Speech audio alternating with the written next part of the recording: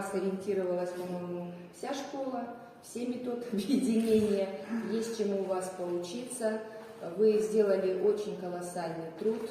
В течение всех этих лет, когда вели, вы не только руководитель МО нашей школы, но и района, насколько я знаю, поэтому это очень трудно, это очень ответственно.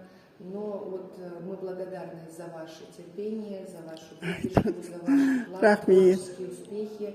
Хочется вам пожелать крепкого здоровья, семейного благополучия, достатка, чтобы в вашей семье всегда было понимание, тепло, мир, уют. В школе вы всегда были нашим неоценимым, как говорится, консультантом, если где-то непонятно, могли нас поддержать. Вы нас всегда выручаете с различными олимпиадами, конкурсами, напоминаете, все-таки нас требушите, это настолько важно.